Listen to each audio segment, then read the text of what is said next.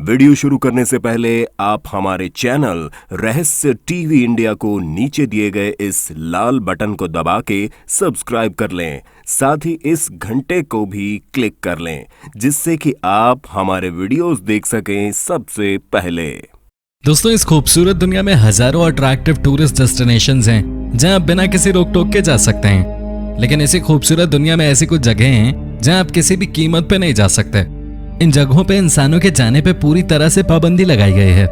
इंसान कितना भी पावरफुल क्यों ना हो, इन जगहों के आसपास भी नहीं पहुंच सकता। इन प्रतिबंधित जगहों में से कुछ मिस्टीरियस जगहें हैं तो कुछ डरावनी और कुछ जगहें तो जानलेवा भी हैं। इन सब के अलावा और भी कई वजहों से इन जगहों पर पाबंदी लगाई गई है। तो चलिए फिर दुनिया के 10 प्रतिबंधित जगहों के बारे में जानते हैं। इन जगहों को आप सिर्फ इस वीडियो में ही देख सकते हैं, तो वीडियो को लास्ट तक जरूर देखें। Number 10, heard island, Australia. Heard island Australia में है, लेकिन ऑस्ट्रेलिया के मेनलैंड से इस आइलैंड की दूरी लगभग 4000 किलोमीटर है। इस आइलैंड को most remote place on earth माना जाता है। कहते हैं कि जहां दुनिया खत्म होती है वहां से हर्ड आइलैंड शुरू होता है। रिमोट एरिया में होने की वजह से इस आइलैंड पे इंसानों के जाने पर रोक है। अगर यहाँ कोई जाना चाहता है तो उसे बोट से जाना होगा और आइलैंड तक पहुंचने में 7 दिन लग जाएंगे। सफर के दौरान कोई एक्सीडेंट हुआ तो रेस्क्यू टीम के पहुंचने में कई दिन लग जाएंगे। हर्ड आइलैंड का एरिया 372 स्क्वायर किलोमीटर है और कोस्ट लाइन 101.9 किलोमीटर है। इस आइलैंड पे मौजूद मॉसन पीक ऑस्ट्रेलिया का सबसे ऊंचा माउंटेन है।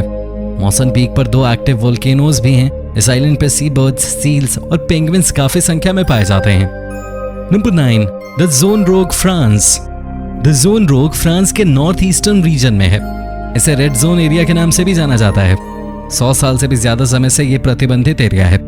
इस जगह पर पहले विश्व युद्ध का सबसे लंबा युद्ध बैटल ऑफ वेरडून लड़ा गया था। बैटल ऑफ वेरडून 303 दिनों तक चला था। इस लड़ाई ने आबाद ज़ोन रोग को पूरी तरह से बर्बाद कर दिया। इस लड़ाई में लाखों लोगों की मौत हो गई। गोला बारूद से घर खंडहर में बदल गए। खेती के लिए उपजाऊ जमीन बंजर और जहरीली हो गई। इस इलाके की मिट्टी में आर्सेनिक की मात्रा 99% तक हो गई। लड़ाई के दौरान पूरा इलाका इंसान और जानवरों के लाशों से भर गया था। चारों ओर डिस्ट्रॉयड वेपन्स फैले हुए थे। 1918 में युद्ध तो खत्म हो गया, लेकिन यह इलाका पूरी तरह बर्बाद हो गया। 740 स्क्वायर किलोमीटर एरिया को फ्रांस की सरकार ने अपने कब्जे में लिया और वहां रहने वाले लोगों को दूसरी जगह भेज दिया गया। लाशों और हथियारों से भरे इस जगह को साफ करने की कोशिश की गई, लेकिन इसकी मात्रा इतनी ज्यादा थी कि कामयाबी नहीं मिली। आज भी वहां किसी को जाने की इजाजत नहीं है। Number 8, North Sentinel Island, India. North Sentinel Island Bengal की खाड़ी में स्थित एक छोटा सा आइलैंड है। इस आइलैंड पर रहने वाले लोगों का आज भी बाहर की दुनिया से कोई संपर्क नहीं है। नॉर्थ सेंटिनल आइलैंड पर रहने वाले लोग किसी भी बाहरी इंसान को अपना दुश्मन मानते हैं। अगर कोई इस आइलैंड के आसपास भी नजर आए तो ये लोग तीर कमान और तेज चाकू से उन पर हमला कर उनकी जान ले लेते हैं। 2006 में 2 मछुआरे भटकते हुए उस आइलैंड तक चले गए। सेंटिनल के लोगों ने इन दोनों की जान ले ली।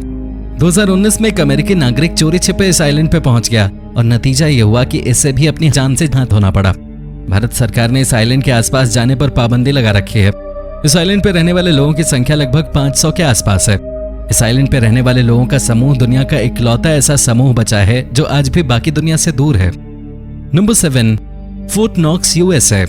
Fort Knox United States Department of the Treasury द्वारा ऑपरेटेड बिल्डिंग है। ये दुनिया की one of the most secured buildings में से एक है और आम लोगों को इस बिल्डिंग के आसपास फटकने की भी इजाजत नहीं है। इतनी टाइट सिक्योरिटी की वजह यह है कि इस बिल्डिंग में अमेरिका के सरकारी खजाने का सोना रखा हुआ है। फोर्ट नॉक्स आर्मी पोस्ट हुआ करता था, लेकिन 1936 में इसे गोल्ड स्टोर बना दिया गया। ये पूरा एरिया लगभग 42 एकड़ में फैला हुआ है। फोर्ट नॉक्स में कुल 4580 मीट्रिक टन सोना मौजूद है, जिसकी कीमत $236.4 बिलियन है। अमेरिका के कुल गोल्ड रिजर्व का 56.35% फोर्ट नॉक्स में ही है। गोल्ड के अलावा फोर्ट नॉक्स में और भी दूसरी कीमती चीजें और डॉक्यूमेंट्स रखी गई हैं। फोर्ट नॉक्स की वैल्यू को देखते हुए इसे आम लोगों के लिए प्रतिबंधित एरिया घोषित कर दिया गया है। Number 6, Bohemian Grove, USA. Bohemian Grove America के कैलिफोर्निया में एक क्लब है जिसे जेंटलमैन्स क्लब या बोहेमियन क्लब के नाम से जानते हैं। इसे रिस्ट्रिक्टेड एरिया सिर्फ इसलिए घोषित किया गया है ताकि यहाँ पर अरबपति बिजनेसमैन और दुनिया के बड़े नेता सुकून से पार्टी कर सकें। बोहेमियन क्लब हर साल जुलाई में 2 हफ्ते के लिए कैंप का आयोजन करता है। इस दौरान सिर्फ रसूखदार लोगों को ही बुलाया जाता है। क्लब द्वारा इनवाइटेड लोग या फिर क्लब का मेंबरशिप लेने वाले इस क्लब के आयोजन में शामिल होते हैं। मैक्सिमम 2500 गेस्ट ही इस पार्टी में शामिल हो सकते हैं। 2 हफ्ते तक लोग इस क्लब में रहते हैं। अमेरिका के कई पूर्व राष्ट्रपति भी इस क्लब में शामिल हो चुके हैं। रसूखदार लोगों के एंजॉयमेंट में कोई दखल ना हो, इस वजह से आम लोगों को इस जगह से दूर ही रखा गया है। क्लब के आयोजन में सिर्फ पुरुष ही शामिल हो सकते हैं। महिलाओं को न तो मेंबरशिप दी जाती है और न ही उन्हें इनवाइट किया जाता है। Number 5, snake island, Brazil. Brazil के स्नेक आइलैंड पे सांपों की संख्या इतनी ज्यादा है कि वहां इंसानों के जाने पर प्रतिबंध लगा दिया गया है। इस आइलैंड पर कदम रखने वाला कोई भी शख्स जिंदा नहीं लौट सका है। इस आइलैंड पर हर 1 स्क्वायर फीट पर एक सांप मौजूद है। यहाँ पर सांपों की कुल संख्या लगभग 3000 से 4000 के बीच है। कई जहरीले सांपों के बीच यहाँ पर दुनिया का सबसे जहरीला सांप गोल्डन लैंसेट भी पाया जाता है।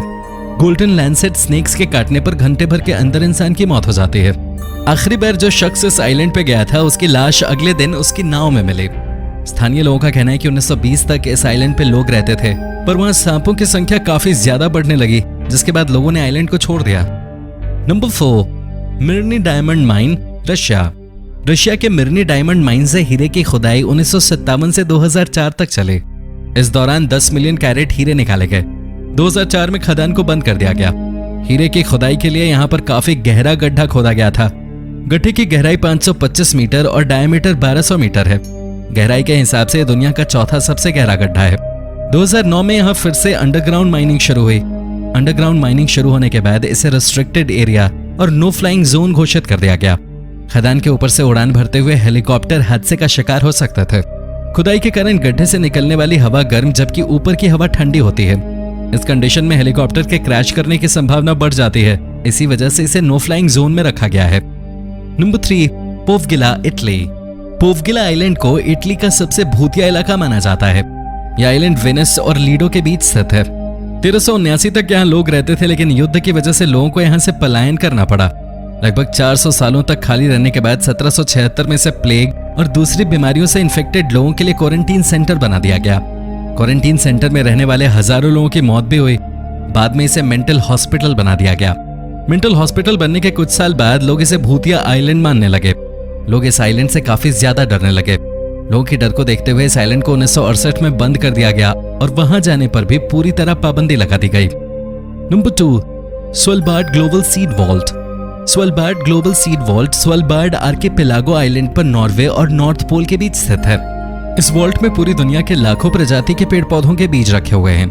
बीज को ऐसे कंडीशन में रखा गया है कि सैकड़ों सालों तक बीज खराब नहीं होगा। इस सीड वॉल्ट को बनाने का मकसद यह है कि अगर कभी दुनिया किसी संकट में आती है और यदि कोई फसल पूरी तरह से विलुप्त हो जाए तो फिर उसके बीज इस वॉल्ट में सुरक्षित रहेंगे। वॉल्ट से बीज लेकर विलुप्त हुए फसल को फिर से उगाया जा सकता है। रिमोट एरिया में होने की वजह से इस वॉल्ट तक आम इंसानों का पहुंचना काफी मुश्किल है। Number 1, Chapel of the Ark of the Covenant, Ethiopia. Christian धर्म के अनुसार आर्क ऑफ द कवेनेंट एक लकड़ी का बॉक्स है जिसके अंदर 10 कमेंडमेंट्स के 2 स्टोन टैबलेट्स रखे हुए हैं। बाइबल में इस आर्क के बारे में विस्तार से बताया गया है और इसे पवित्र माना गया है। 587 BC के बाद इस आर्क का कोई रिकॉर्ड नहीं है। हालांकि इथियोपियन ऑर्थोडॉक्स तेवाहिदो चर्च का मानना है कि आर्क ऑफ द कवेनेंट उसके पास है, जिसे गार्ड की सुरक्षा में Church of Our Lady Mary of Zion में रखा गया है। इथियोपिया ने इस आर्क को जिस चर्च में रखा है उस चर्च के आसपास काफी हेवी सिक्योरिटी है। किसी भी आम इंसान को इसके आसपास जाने की इजाजत नहीं है। Church of Our Mary Lady of Zion Ethiopia के मोस्ट रिस्ट्रिक्टेड एरियाज में से एक है। अंटार्कटिका दुनिया का सबसे ठंडा और सबसे सूखा कॉन्टिनेंट। अगर इसके एरिया की बात करें तो संयुक्त राज्य अमेरिका की तुलना में इसका एरिया लगभग 1.5 गुना कम है, लेकिन इतने कम एरिया के बावजूद भी पृथ्वी पर मौजूद बर्फ का 90% हिस्सा अंटार्कटिका में मौजूद है। इस दक्षिणी महाद्वीप को आप महज एक बर्फ का टुकड़ा समझने की भूल मत करना। अंटार्कटिका में हुई खोज और रिसर्च से इस महाद्वीप से जुड़े कई फैक्ट्स सामने आए हैं। कुछ तेज तर्रार ऑब्जर्वर्स ने हाल ही में गूगल अर्थ पे अंटार्कटिका के एक ग्लेशियर में एक अजीबोगरीब चेहरा देखा। उन्होंने इंस्टाग्राम पे फौरन इसे पोस्ट किया और देखते ही देखते लाखों लोगों तक ये बात पहुंच गई।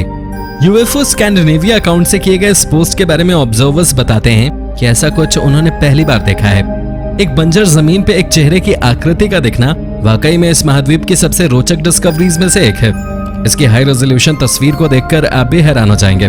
तो ये आखिरकार हुआ कैसे? क्या ये कोई प्राचीन सभ्यता की निशानी है या फिर कोई पुरानी स्मारक, या ये केवल रोशनी का धोखा है? तो दोस्तों, ये था आज का वीडियो।